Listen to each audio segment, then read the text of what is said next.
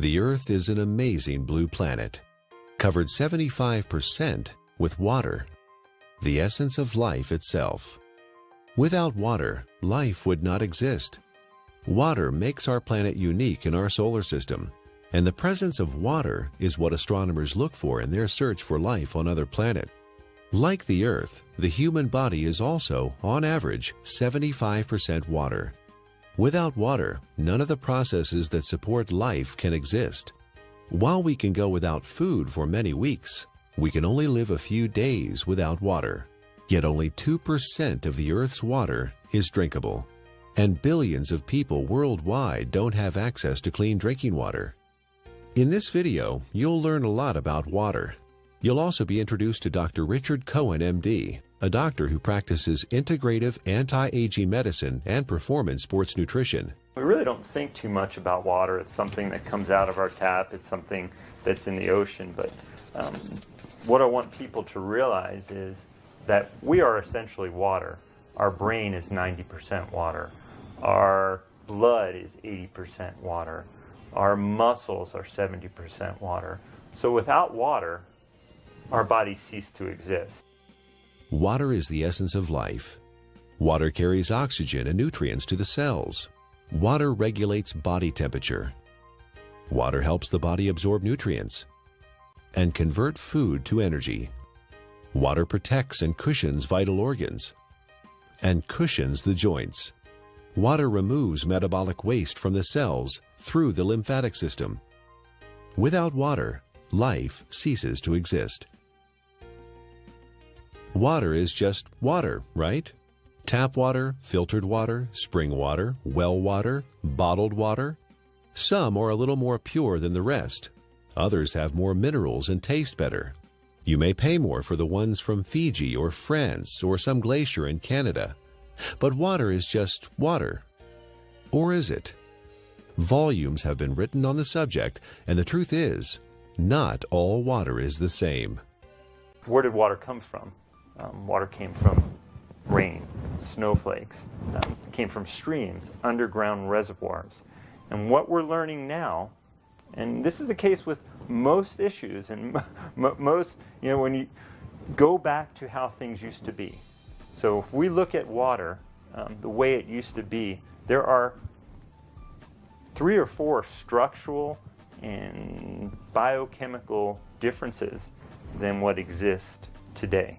For most of his life, Nobel Prize winner Henri Coanda studied the water of the Hunza people who lived high in the Himalayan mountains. Natural health practitioner Ariana Nation was also fascinated by the Hunza people and their water. In my research, I discovered that there's a long history of scientific research about water and its healing ability. And this Kangen water has quite a history. It's a long history. And one of the things that fascinated me is the Hunza people and their ability to live 120 to 140 years without the degenerative diseases that we suffer here in the United States and all around the world. Why did the Hunza people live so long? Why were they so healthy? Coanda and others believe it is the water. Their water came from glacial streams, and it had very unique properties. It was microclustered. It had a different viscosity and surface tension.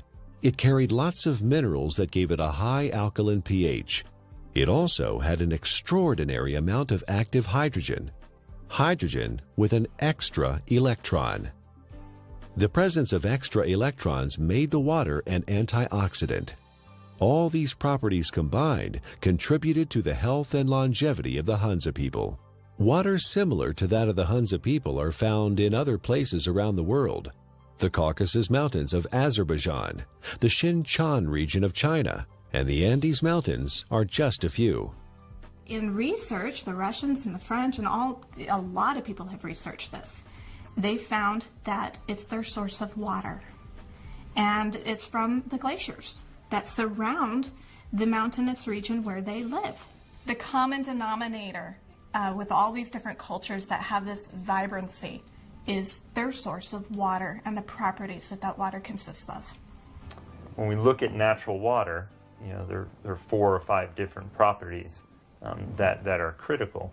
So while adding a mineral buffer to filtered water is certainly more beneficial to get some of these mineral salts into our body, it still doesn't create that same process of having these free electrons, to having the negative ORP. Still does not create a microclustered state. Okay, and those three in and of itself, even if you're filtered, you're losing those benefits, or you're not gaining the benefits of what's seen with natural water. So while it's a small step to take, beneficial, as opposed to drinking acidic water, it's not providing the same benefits. Is the tap water we drink today anything like the glacial milk that the Hunza people drink? Not even close. It has lost most of its living energy properties as it has traveled through our municipal water system. It is free of pathogens most of the time, but now carries chlorine, fluoride, and chlorine byproducts. It is sometimes contaminated with radium, rocket fuel, and pharmaceuticals like birth control pills. If your pipes are old, your water may be contaminated with lead or other heavy metals. And if the water where you live is acidic, water treatment plants add lye or ammonia to make it neutral. Not exactly glacier milk, is it? Where going back to the natural state of water is essential and critical for health. But we haven't done that, have we? Instead, we came up with a better answer: bottled water. Last year, Americans spent more on bottled water than on iPods or movie tickets. $15 billion. Every year, we pitch 38 billion water bottles into landfills. Over $1 billion worth of plastic. Only 9% of plastic water bottles are recycled. 91% become litter or landfill. A large percentage of this trash finds its way to the oceans, where it ends up part of a floating island in the Pacific, twice the size of Texas. But you do understand chemicals and toxins in your water are not healthy. And we do understand that having a plastic dump the size of Texas floating around in the Pacific Ocean and now is broken down into micro little plastics and getting into fish and other animals is not a good thing. The environmental cost of bottled water is not just the trash it generates. It requires 2 liters of oil to make a 1-liter plastic bottle and transport it to the consumer. Spending thousands of dollars to ship water from Fiji to drink in the United States, and the energy that requires to do that is ludicrous. More than 1 million bottles a day of Fiji water, untouched by human hands, is produced in a country 6,700 miles away from California and transported halfway around the world for our consumption. At the same time, more than 50% of the people in Fiji don't have access to safe drinking water. Oh, by the way, you might want to know that by the time Fiji water gets to you, it is only slightly alkaline and has a positive ORP. It's not Fiji water anymore. Is bottled water any better than tap water? Given what it costs, it should be, but it's not. In fact, a significant percentage has more contaminants than are allowed in tap water. Most of it is purified municipal tap water that has been cleaned up through reverse osmosis, which not only removes chlorine and other contaminants, but strips the water of all minerals.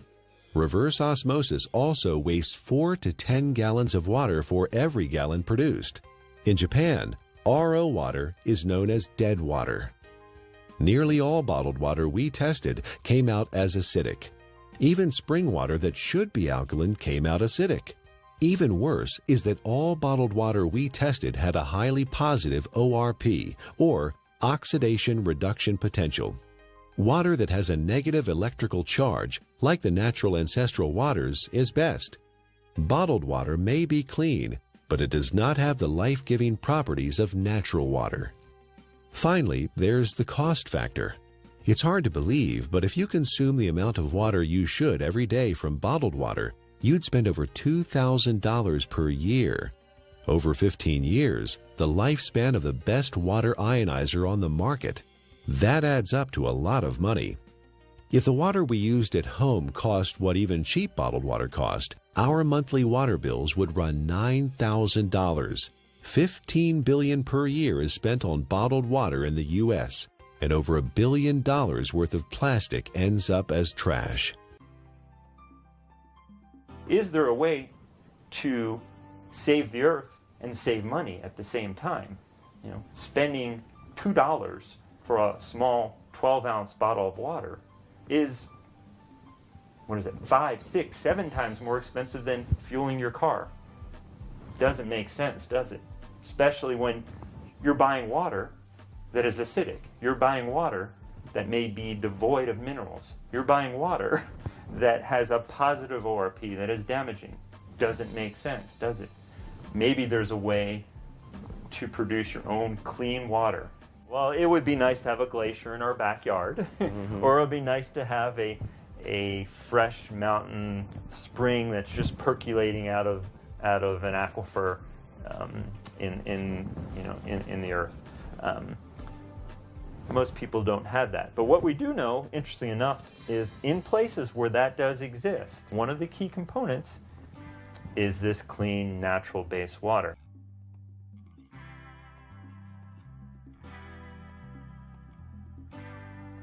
If you care about the earth and your pocketbook and are currently drinking purified bottled tap water, get a carbon filter for your faucet and use a safe, reusable water bottle.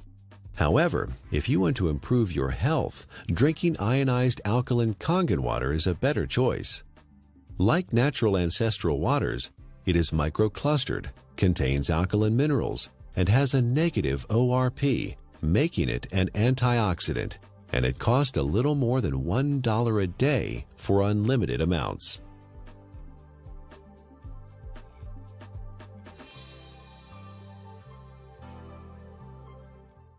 There's no doubt that the U.S. is experiencing a crisis in healthcare.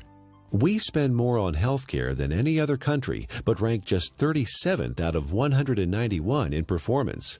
For the first time in the last 200 years, U.S. life expectancy is expected to decline, not increase. You die earlier and spend more time disabled if you're in America than in most other advanced countries. According to the Centers for Disease Control, over 60 million people in the U.S. are obese. That's 34% of the population. 50 million people have high blood pressure. 13.5 million people have coronary heart disease, with 1.5 million suffering heart attacks every year. 16 million people have type 2 diabetes. 41 million are pre-diabetic. 95,000 people are diagnosed with colon cancer each year. The solution? A pill for every ill and an ill for every pill. The pharmaceutical industry is a $680 billion giant, and our lifestyle keeps them in business. Eat, drink, and be merry, then call 911 for a surgeon. Fortunately, we are experiencing a paradigm shift, a sea change in how many people view their health, from treatment of symptoms to prevention and optimal wellness, from disease care to health care. Many experts in new medicine or new biology believe that dehydration and chronic acidosis are the underlying causes of many diseases. They believe we are chronically dehydrated on top of being overly acidic due to our modern diet and lifestyle. These two factors combined set the stage for the development of most, if not all, illness. Most people don't believe that dehydration is a problem because they drink fluids, coffee, tea, soda, etc. But chronic dehydration has no obvious symptoms. It's not like the man dying of thirst in the desert, and you can be chronically dehydrated even if you think you are consuming enough fluid.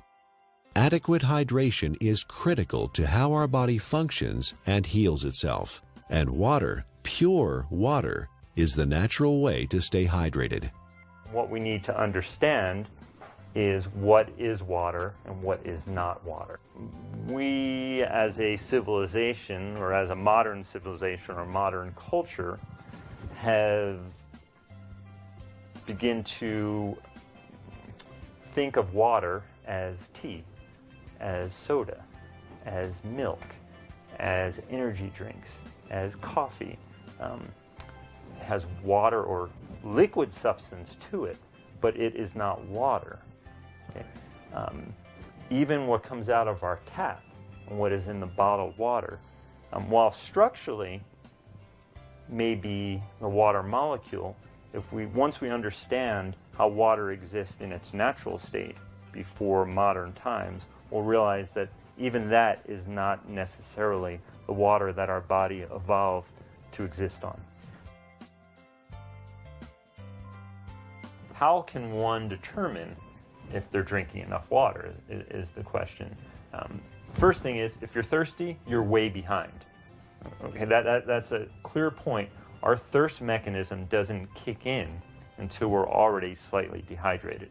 So if we wait till we get thirsty, then we are already beginning to become dehydrated and might experience symptoms like not thinking quite as clearly, or beginning to feel fatigued, or muscles may cramp up, may even start to feel hungry. And a lot of times hunger is really a sign of thirst. We are born 95% hydrated. As we grow up, we lose a little more water every year. When we reach middle age, we're about 70% water. In our 60s, maybe 60 to 65%. A steady decline until death when we are just 50% water. There are several signs of chronic dehydration that arise when the body enters survival mode and begins to preserve water for the most vital functions.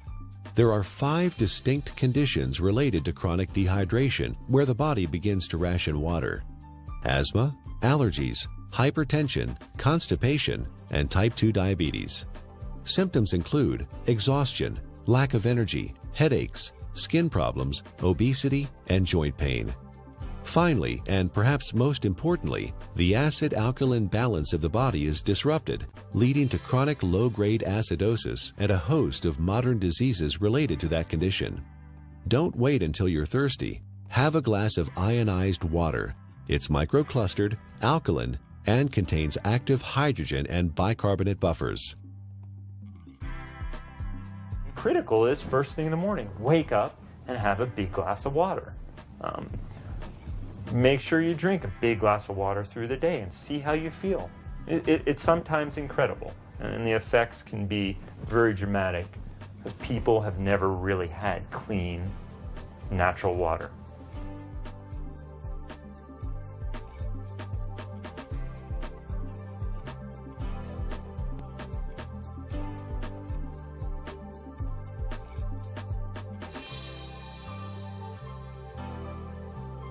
I want to use an example of an endurance athlete and specifically show the needs of hydration in the endurance athlete and how that also can relate to the everyday athlete. The person who's mowing their lawn and taking care of their kids, who is working, going to the gym, the weekend warrior, and how critical hydration is. We know that an athlete who is 1% dehydrated could have a 3% reduction in performance. Now, well, that doesn't sound like a lot. An athlete can spend hours and hours training, and in for example, a 1-hour event, a 3% reduction is almost 2 minutes. And that's the difference between winning or losing a race. One of the most important things you can do is to make sure you have enough fluid the night before. You cannot catch up the same day. When you're dehydrated, you build up lactic acid and you don't clear it. When you're dehydrated, the muscles don't receive the nutrients as effectively. When you're dehydrated, the cells, as we've talked about, don't communicate well with one another. When you're dehydrated, the oxygen carrying capacity of the blood diminishes. So you can see oxygen, energy production, neurological connections between cells are all critical to that endurance as well as the power athlete. Taking that example of the endurance athlete to the everyday person, you can see how you can become fatigued. You can see how your thinking may not be quite as sharp as it needs to be. You can see how hunger could play a role, or you begin to yawn, or your muscles are a little bit tight from sitting in the same place throughout the day. Hydration is critical. It's critical to the athletic endurance performer. It's critical to the everyday endurance athlete who wants to make it from the morning to the night as effectively and efficiently as they possibly can. Alkaline ionized water is a great choice for hydration for competition athletes, recreational athletes, and everyday people because it is microclustered, and the free hydrogen and bicarbonates help neutralize acid buildup and toxins.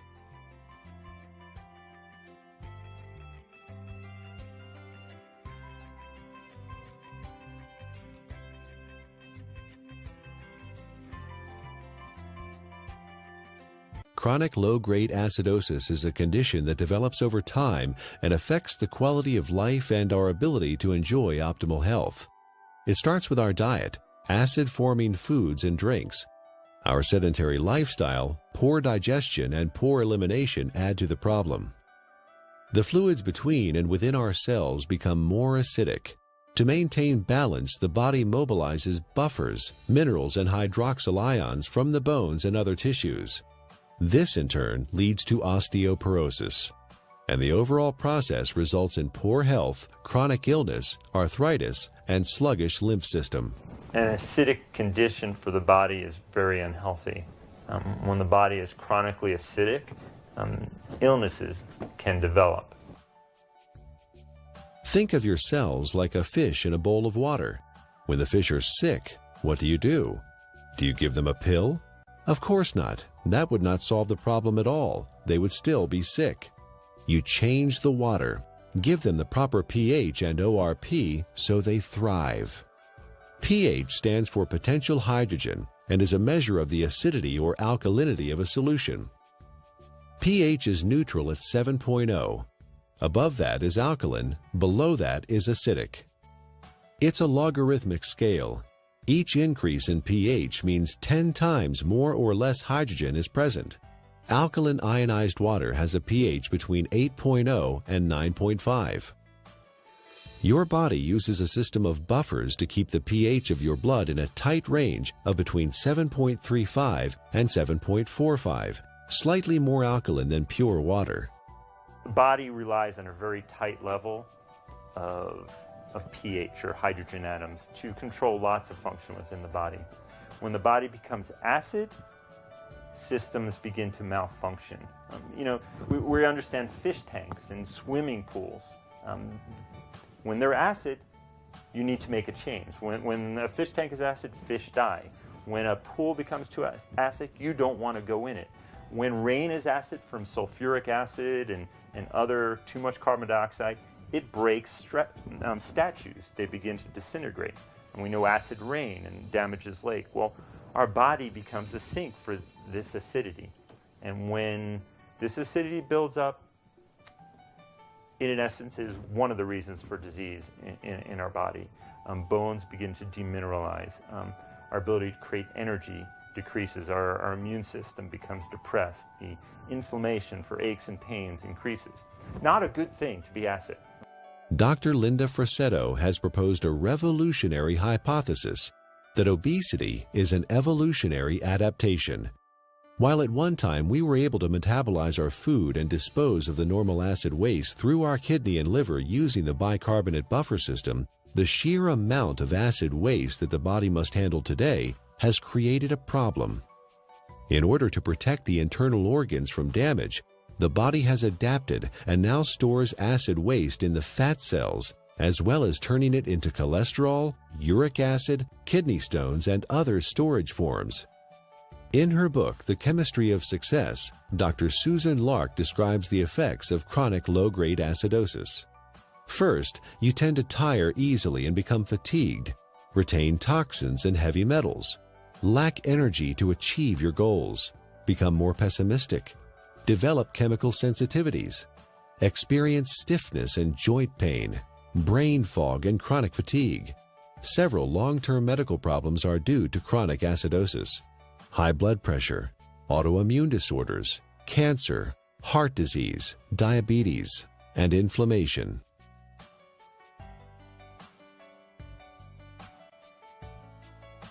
"80% of the foods we consume leave behind acid waste that the body has to deal with. A trip down the modern grocery store aisle finds very few alkaline-forming foods. Even the foods we think of as wholesome and nutritious leave behind metabolic waste products that are acid.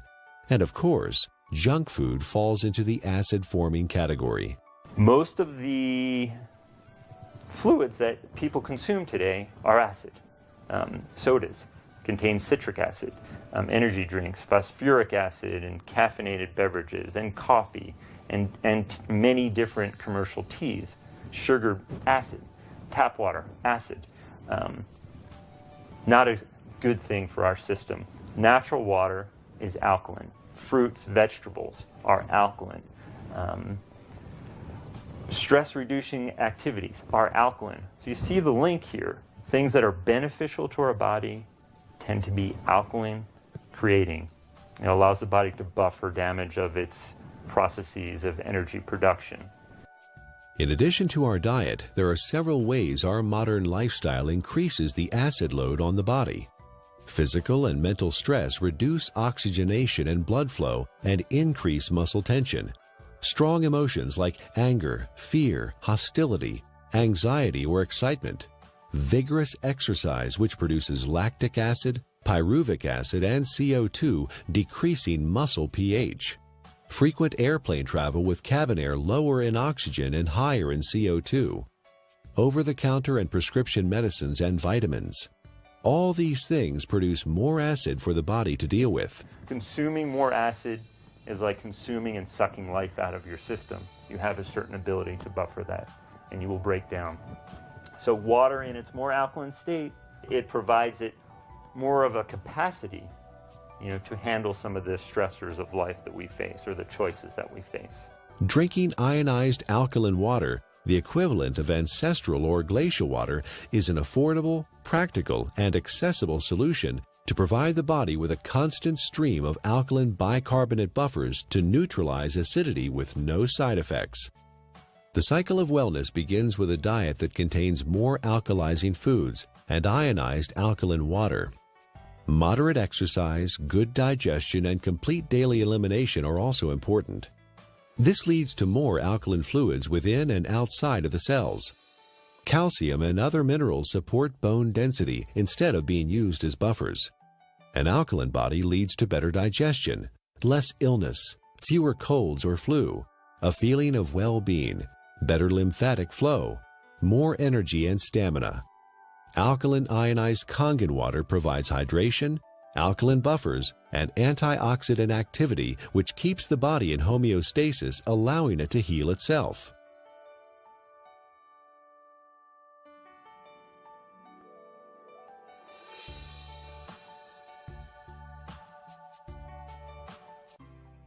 Japanese scientists investigated the Russian research about Hansa water and found that electrolysis could be used to create living water with properties similar to Hansa water.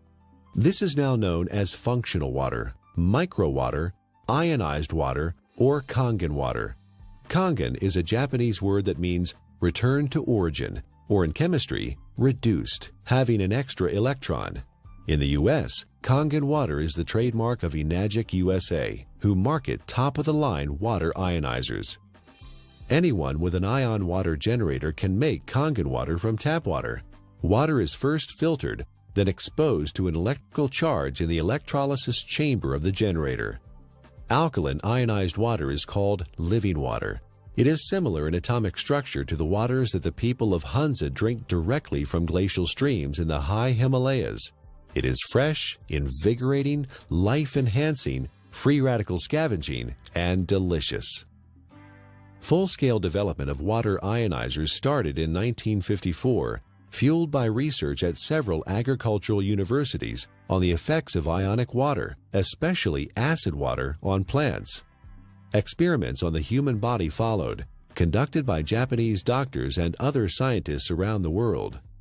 In Japan, hospitals and clinics have used purified, electrically restructured, ionized alkaline water for over 30 years to treat a number of disease conditions.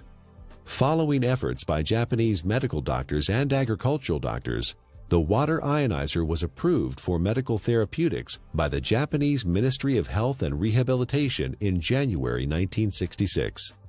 Well, we don't have a glacier. We don't typically have, fresh streaming water. One way to do it, and this has been studied by the Japanese, is a process called ionization. It's actually running some electricity through the water, and it breaks the filtered water into some of the natural properties. It provides the microclustering. It increases the alkalinity. It provides a high ORP, or these free electron states, to the water. So in a lot of ways, we're getting some of the similar properties to natural base water. It even changes the molecular structure. We can see a more health-giving pattern when looked under an electron microscope. So ionization is an option and a choice for many people if you don't have a glacier. So the Russians discovered the property of the water, all these properties, and they developed an electrolysis system. They found a way to actually separate the water and get these properties. And the Japanese improved upon this process and improved upon it, and have come up with the best ionizer available now. And I really do appreciate the work that the Japanese have put into it because of the diligence and the care that these ionizers are made with. Numerous peer-reviewed scientific studies have been performed in well-respected universities and hospitals around the world, which show the benefit of alkaline ionized water. Some of those benefits are weight loss, releasing toxins and stored body fat, normalize blood sugar, support healthy colon function, resolve urinary tract infections, relieve asthma and chronic respiratory conditions, stop abnormal gut fermentation, reduce proliferation of candida, fungus, and undesirable microforms, reduce chronic pain, improve wound healing with oxidizing acidic ion water. The most important thing, we don't want to drink water that has pollutants, and that could be harmful to our system. So when we're drinking water, it would be nice to know that what you're drinking is clean. The first step to creating alkaline ionized water is to have clean source water. Enagic's Kangen water generators use an activated carbon filter that removes chlorine, volatile organic chemicals, pesticides, herbicides, benzene, trihalomethane compounds, radon, solvents, and many other man-made chemicals found in tap water. Ionized water is pure or virgin water. Everything water has been exposed to leaves an electromagnetic frequency signature or imprint. Ionized water is virgin water because the EMF have been reset. There are 4 very specific properties to these healing waters that are found in these mountainous regions that are flowing from the glaciers. And there's been a lot of research on this. The Russians discovered it, and they discovered a way to make it. And those 4 properties are, it's hexagonal, and what that basically means is it's shaped like a snowflake. You look at it under a microscope. It's beautiful. It's crystal structured. Ionized water has been restructured. The water molecules cluster in groups of 4 to 6 instead of the normal 10 to 15. Nuclear magnetic resonance has documented this difference. The reduction in cluster size helps the body absorb ionized water more quickly and efficiently. Also microclustered, micro meaning small clusters. It's broken down very small so the body can easily absorb it. It's very bioavailable. It was very alkaline. pHs around 9.5.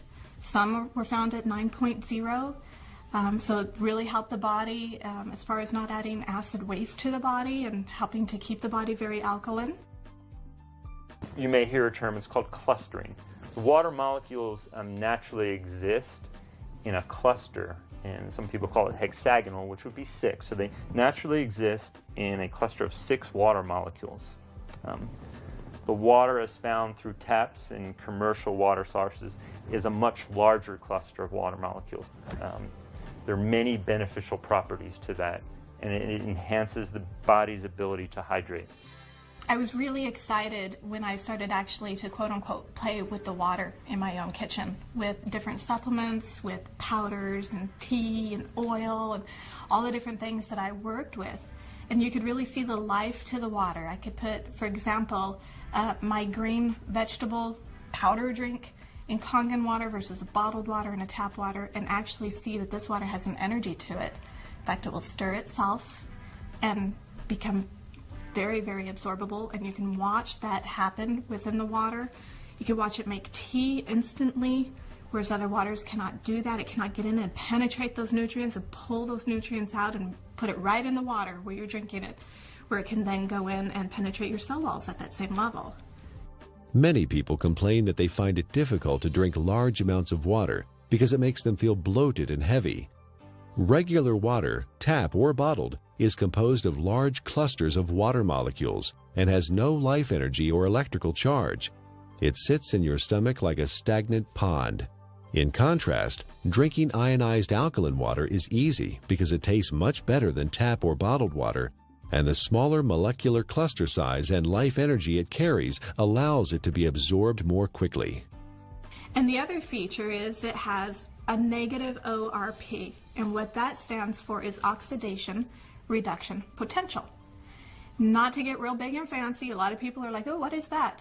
It is the ability of that water to reduce the oxygenation of the body. And the property of the water that actually gives it this negative ORP, or the potential to reduce the aging in our body, is the active hydrogen that it consists of.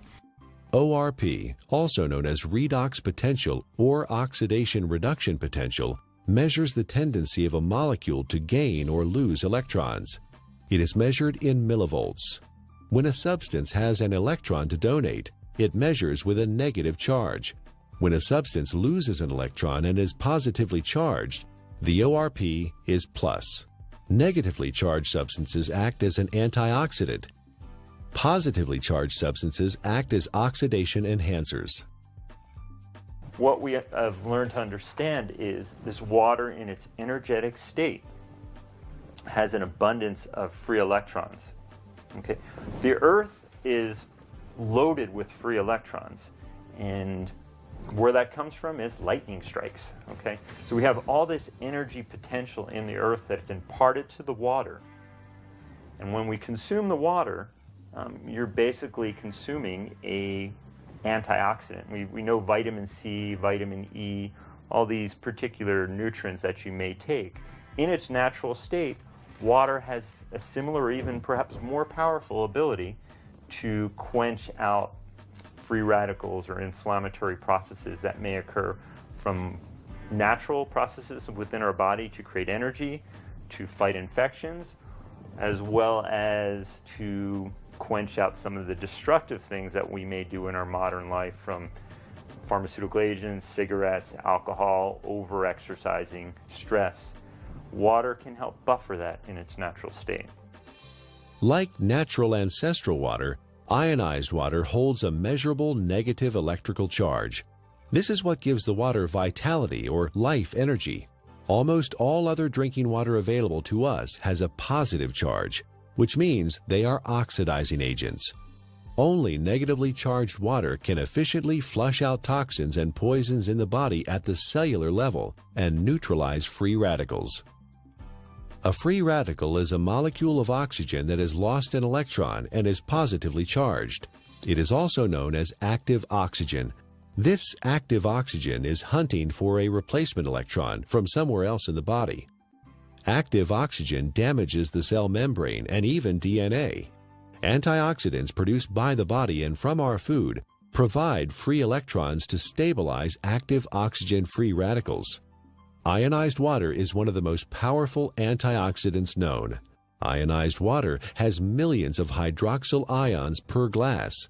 No other water has this incredible benefit. Acid alkaline is the amount of hydrogen that's present. When there is tremendous amounts or a large amount of hydrogen, a system is termed acid. The pH is considered low. When there is lesser amounts of hydrogen, it's alkaline. The second component of water in its natural state, as we just spoke about, was having natural minerals. Okay?